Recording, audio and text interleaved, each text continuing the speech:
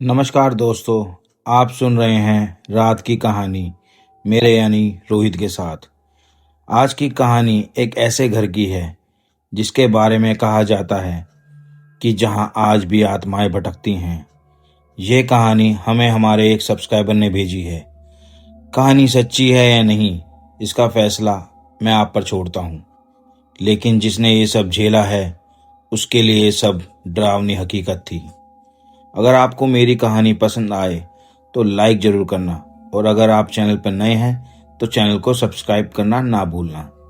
तो आइए बिना किसी देरी के कहानी को शुरू करते हैं। हेलो दोस्तों, मेरा नाम सचिन है। जो कहानी मैं आपको बताने जा रहा हूँ, हो सकता है कुछ लोग उसे यकीन ना करें, लेकिन मेरे साथ जो हुआ वो आज भी मेरी रूह को हिलाकर रख देता है। ये बात आज की नहीं है, बल्कि करीब 2 साल पहले की है, जब मेरी शादी नहीं हुई थी। उस समय मैं सिर्फ 20 साल का था। हमारा एक पुश्तैनी घर था जिसमें हमने अपना बचपन बिताया था। कई खूबसूरत पल थे, लेकिन हालात ऐसे बने, हमें वो घर बेचना पड़ा और किराए के घर में रहना पड़ा। कोई भी इंसान अपना घर छोड़ना नहीं चाहता, लेकिन मजबूरी इंसान से बहुत कुछ करवा देती है। जब हम अपना घर छोड़ रहे थे तो माँ की आंखों में आंसू थे, पापा खामोश थे और हम सबके दिल में भारीपन था। हमें क्या पता था कि जिस घर में हम रहने जा रहे हैं वही घर हमारी जिंदगी की सबसे भयानक कहानी बन जाएगा। मेरे परिवार में मेरी मम्मी पापा, मेरा छोटा भाई विशाल और एक बड़ी बहन थी। पापा एक प्राइवेट कंपनी में नौकरी करते थे, मम्मी घर संभालती थी, मेरी बहन कॉलेज जाती थी, मैं पढ़ाई के साथ साथ पार्ट टाइम जॉब भी करता था, और छोटा भाई विशाल स्कूल पढ़ता था। जिस घर में हम किराए पर रहने गए वो घर हमें सस्ता मिला था। पूरा का पूरा घर हमें किराए पर दे दिया गया था। नीचे 3 कमरे थे जो बंद रहते थे, और ऊपर पहली मंजिल पर हम रहते थे। मकान मालिक पापा का दोस्त था। वो घर किराए पर देना नहीं चाहता था, लेकिन दोस्ती की वजह से उसने हमें रहने को दे दिया। घर के पीछे बिल्कुल पास में रेलवे लाइन थी। हमारे कमरे की खिड़की से ट्रेन साफ दिखाई देती थी। कई लोगों ने हमें चेतावनी भी दी थी कि रेलवे लाइन के पास रहना ठीक नहीं, वहां अजीब घटनाएं होती हैं, लेकिन पापा ने उन बातों पर अंधविश्वास कहकर टाल दिया। शुरुआत के 1-2 महीने सब कुछ सामान्य था, कोई अजीब बात नहीं हुई। मैं, पापा और मेरी बहन दिन में ज्यादातर बाहर ही रहते थे। घर पर अक्सर मम्मी और विशाल ही रहते थे। रात को करीब 9 बजे हम सब घर लौटते और साथ में खाना खाते। जिंदगी फिर से पटरी पर आती हुई लग रही थी, लेकिन कहते हैं ना, शांति हमेशा तूफान से पहले की होती है। एक रात हम सब खाना खाने बैठे, लेकिन विशाल खाने नहीं आया। मम्मी ने मुझसे कहा, सचिन जाकर देख विशाल क्यों नहीं आया। मैं उसके कमरे में गया, देखा तो वो गर्मी में रजाई ओढ़कर लेटा था। उसका शरीर तप रहा था, तेज बुखार था।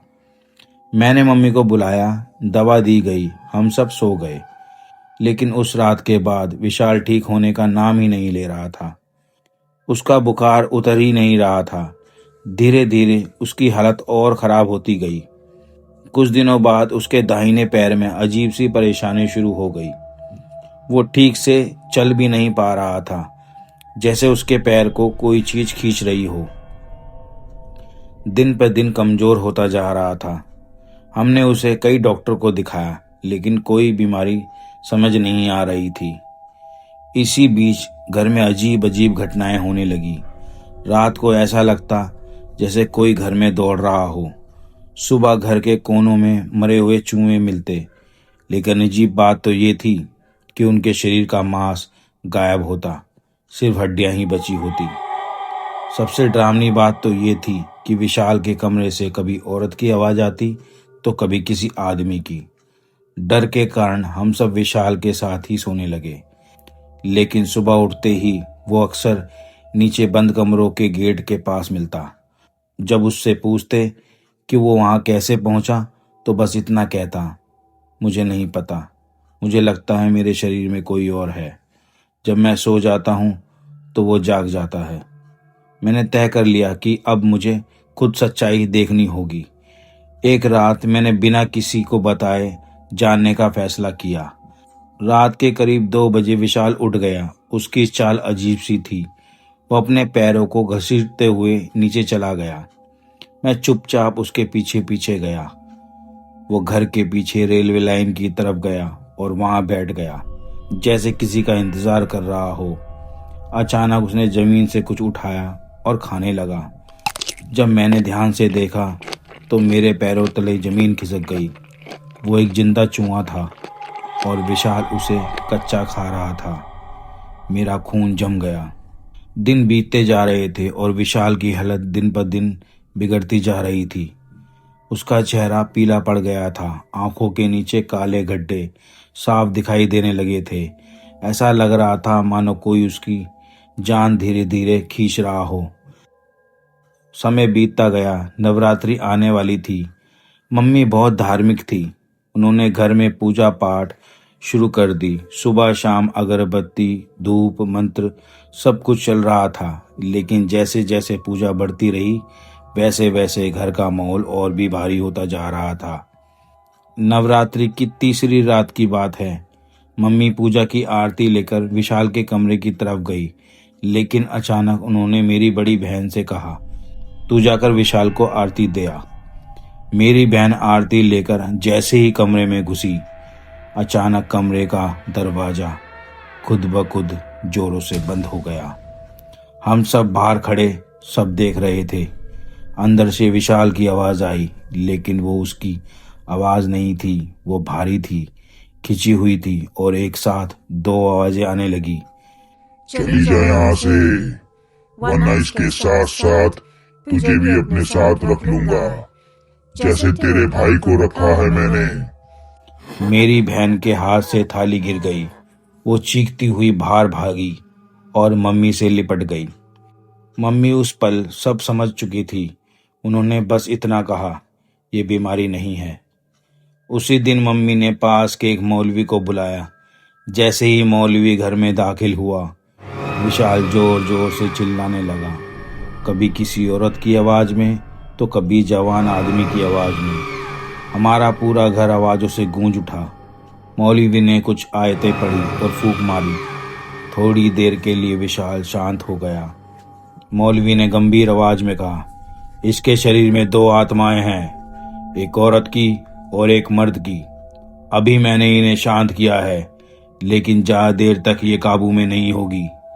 उन्होंने चेतावनी दी, इसे बांध कर रखिए, परसों रात में फिर से आऊंगा। अगर तब तक इसे खुला छोड़ा तो ये किसी की जान भी ले सकता है। मैं अपनी तंत्र विद्या पूरी कर कर लौटूंगा। हमने मजबूरी में विशाल को पलंग से बांध दिया। मम्मी अपने हाथों से उसे खाना खिला रही थी। मेरी बहन रो रो कर बेहाल हो चुकी थी। पापा चुपचाप सब देख रहे थे, जैसे अंदर ही अंदर टूट चुके हों। घर में सन्नाटा था, लेकिन उस सन्नाटे में डर सांस ले रहा था। 2 दिन बाद मौलवी फिर आया। उन्होंने घर के चारों तरफ लोहे की कीलें ठोक दी। गेट के पास नींबू रखा। फिर बोले, अब जो भी करना है कर लो, जहां जाना है चले जाओ। इसके बाद इस घर से ना कोई बाहर जाएगा ना कोई अंदर आएगा। रात के करीब 11 बजे उन्होंने हम सबको एक जगह बैठा दिया। डरना मत, उन्होंने कहा, जो भी आवाज आए अपनी जगह से हिलना नहीं। थोड़ी देर बाद विशाल के कमरे से भयानक आवाजें आने लगी। फिर अचानक वो रस्सियां तोड़ते हुए बाहर निकला। उसकी चाल वही थी, एक पैर घसीटते हुए वो नीचे की तरफ भागा। हम सब और मौलवी उसके पीछे पीछे दौड़े। वो नीचे बंद कमरों के सामने रुक गया और चिल्लाने लगा, इसको खोलो, इसको खोलो। मौलवी ने पूछा, इसमें क्या है, क्यों खोलना चाहते हो इसे? लेकिन विशाल के अंदर की आत्मा बस चीख रही थी। पापा ने कहा, इन कमरों की चाबी हमारे पास नहीं है, चाबी मकान मालिक के पास है। इतना सुनते ही विशाल जमीन पर गिर पड़ा और बेहोश हो गया। मौलवी ने कहा, कल सुबह ये कमरे खुलवाओ, यहाँ कुछ ना कुछ तो गलत हुआ है। अगली सुबह पूरे घर में अजीब सी खामोशी थी, जैसे रात की सारी चीखें दीवारों में कैद हो गई हों। विशाल होश में तो था, लेकिन उसकी आंखें खाली थी, बिल्कुल बेजान सी। वो किसी को पहचान नहीं रहा था। मौलवी की बात मानकर पापा ने सुबह सुबह ही मकान मालिक को फोन किया। इस बार पापा की आवाज में डर साफ झलक रहा था। उन्होंने सारी बात सच सच मकान मालिक को बता दी। सुबह करीब 7 बजे मकान मालिक आया। उसके चेहरे पर घबराहट थी, जैसे वो इस घर के बारे में सब कुछ जानता हो। उसके हाथ में नीचे वाले कमरे की चाबी थी। जैसे ही उसने चाबी निकाली, विशाल अचानक जोर से चिल्लाने लगा, मत खोलना इसे, मत खोलना। लेकिन वो आवाज विशाल की नहीं थी। मौलवी ने इशारा किया, चाबी लगाओ। पहला कमरा खुलते ही अंदर से सड़ी हुई मिट्टी और नमी की तेज बदबू आई। कमरा खाली था, लेकिन जमीन पर अजीब से खरोच के निशान थे, जैसे किसी ने बार बार वहां से निकलने की कोशिश की हो। मौलवी ने जमीन पर हाथ रखकर आंखें बंद की और कुछ सेकंड बाद उन्होंने कहा, यह जगह शांत नहीं है, लेकिन अभी भी असली जगह नहीं है। दूसरे कमरे में और भी ज्यादा अंधेरा था। जैसे ही दरवाजा खुला, विशाल फिर से उसी कमरे की तरफ खींचने लगा। वो जमीन पर बैठ गया और फर्श को नाखूनों से कुरेदने लगा। उसके नाखूनों से खून निकल आया, लेकिन उसे दर्द का एहसास तक नहीं हुआ। मौलवी चिल्लाए, इसे रोको। हम सब ने मिलकर उसे पकड़ा। मौलवी ने कहा, इस जमीन के नीचे कुछ है, कुछ बहुत ही गलत। मौलवी ने मकान मालिक से कहा, इस फर्श को खोदना होगा। मकान मालिक बुरी तरह घबरा गया। उसने मना करना शुरू किया। तभी विशाल के मुंह से एक औरत की आवाज निकली, रोती हुई, टूटी हुई, यहीं यहीं दफन है मेरी और मेरी भाभी की लाश। इसी ने हमें मारा था। पूरा घर सन्न रह गया। पापा ने बिना देरी किए पुलिस को फोन किया। पुलिस आई। सबके सामने फर्श तोड़ा गया। जैसे जैसे जमीन हटती गई, बदबू और बढ़ती गई। कुछ ही देर में 2 कंकाल बाहर निकले, एक छोटा, एक बड़ा। पुलिस ने उन्हें पोस्टमार्टम जांच के लिए भेज दिया। मकान मालिक को वहीं हिरासत में ले लिया गया। वो रोते हुए टूट गया। उसने कबूल किया, ये मेरी पत्नी और मेरा छोटा भाई है। दोनों के बीच नाजायज रिश्ता था। गुस्से में मैंने दोनों को मार दिया और यहीं दफना दिया। उसकी आवाज कांप रही थी। जैसे ही पुलिस उसे ले गई, विशाल जमीन पर गिर पड़ा। कुछ देर बाद उसकी सांस सामान्य हो गई। उसकी आंखें खुली। उसने मम्मी को देखा और धीरे से कहा, माँ, मुझे बहुत ठंड लग रही है। मौलवी ने कहा, अब ये आत्माएं मुक्त हो गई हैं। पुलिस के जाने के बाद घर में अजीब सी शांति छा गई थी, लेकिन ये शांति सुकून वाली नहीं थी। ऐसा लग रहा था जैसे तूफान से पहले की खामोशी हो। मम्मी ने विशाल को अपने सीने से लगा रखा था और वो बार बार कांप रहा था, जैसे कोई ठंडी हवा उसके शरीर के आसपास आ रही हो। मौलवी ने हम सबको देखा और गंभीर आवाज में कहा, आज की रात बहुत भारी है। आत्माएं मुक्त तो हो चुकी हैं, लेकिन ये घर अभी भी जाग रहा है। ये सुनकर मेरे रोंगटे खड़े हो गए। रात के करीब 12 बज चुके थे। बिजली बार बार जा रही थी। रेलवे लाइन की तरफ से आती ट्रेन की आवाज आज कुछ ज्यादा ही डरावनी लग रही थी। हम सब एक ही कमरे में बैठे थे। किसी में भी सोने की हिम्मत नहीं थी। विशाल की आंखें बार बार छत की तरफ चली जाती, जैसे वो किसी को देख रहा हो। अचानक ठक ठक ठक की आवाज, नीचे बंद कमरों की तरफ से किसी के चलने की आवाज। मम्मी ने मेरा हाथ कसकर पकड़ लिया। दरवाजों के नीचे से एक काली परछाई सरकती हुई अंदर आई और धीरे धीरे लंबी होती जा रही थी। मौलवी ने जोर से आयतें पढ़नी शुरू कर दी। तभी विशाल की आवाज आई, वो जा रहे हैं, वो अलविदा कहने आए हैं। उसकी आवाज में अजीब सी उदासी थी। अचानक घर की सारी खिड़कियां एक साथ जोर से खुल गई। तेज ठंडी हवा अंदर भर गई। दीवार पर टंगे फोटो हिलने लगे। मौलवी चिल्लाया, कोई भी पीछे मत देखना। लेकिन तभी मुझे अपनी पीठ के पीछे किसी के खड़े होने का एहसास हुआ। सांस बहुत ठंडी थी। मेरे कान के पास किसी ने फुसफुसाया, सच बाहर आ गया, अब हमें चैन है। मेरे पूरे शरीर में सिरसन दौड़ गई। एक तेज चीख गूंजी और फिर सब कुछ शांत हो गया। हवा रुक गई, परछाई गायब हो गई। विशाल जमीन पर बैठ गया और फूट फूट कर रोने लगा। वो पहली बार अपने पुराने जैसा लग रहा था। मौलवी ने थकी हुई आवाज में कहा, अब ये घर खाली करो, यहाँ रहना ठीक नहीं। उसी रात हमने फैसला कर लिया, सुबह होते ही हम ये घर खाली कर देंगे। सुबह जब सूरज की रोशनी कमरे में आई तो पहली बार उस घर में उजाला अच्छा नहीं लग रहा था, डरावना लग रहा था। हमने जरूरी सामान उठाया और घर को आखिरी बार देखा।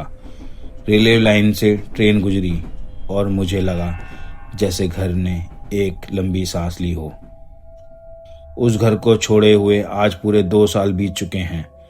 वक्त ने जिंदगी को आगे तो बढ़ा दिया, लेकिन कुछ यादें ऐसी होती हैं जो वक्त के साथ भी धुंधली नहीं होती।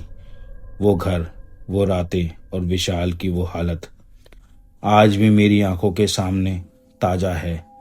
घर छोड़ने के बाद हम कुछ समय तक रिश्तेदारों के यहाँ रहे। फिर धीरे धीरे जिंदगी पटरी पर आने लगी। पापा ने दोबारा मेहनत की, मम्मी ने फिर से घर में पूजा पाठ शुरू की। सबसे बड़ी राहत की बात तो ये थी, विशाल अब बिल्कुल ठीक था। ना कोई बुखार, ना अजीब सी आवाजें, ना रात में उठकर कहीं जाना। 2 साल बाद हमने अपना नया घर लिया, छोटा सा लेकिन सुकून भरा। उस घर में पहली रात जब हम सब चैन की नींद से सो पाए तो मम्मी की आंखों में खुशी के आंसू निकल आए। कुछ महीनों बाद मेरी शादी हो गई, जिंदगी फिर से मुस्कुराने लगी। लेकिन सच कहूं तो कुछ डर कभी नहीं जाते।